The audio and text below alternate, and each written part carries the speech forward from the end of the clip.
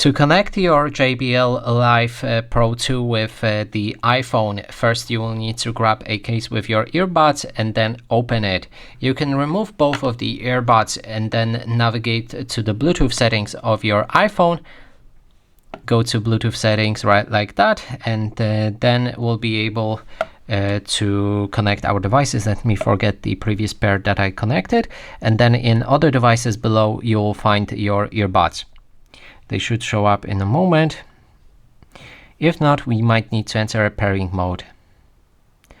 So yep, that means we need to enter a pairing mode, and you can do it by grabbing one of the earbuds, insert it in your ear, and I'm going to show you how to do that on the other one that is not in my ear, but keep in mind you need to do it on the one in your ear.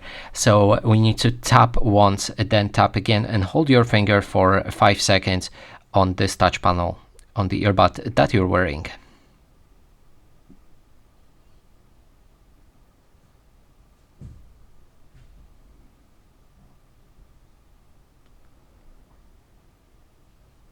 Okay, so now it's in the pairing mode. Let's open the Bluetooth settings again. And here we have it. We successfully connected our device with the iPhone.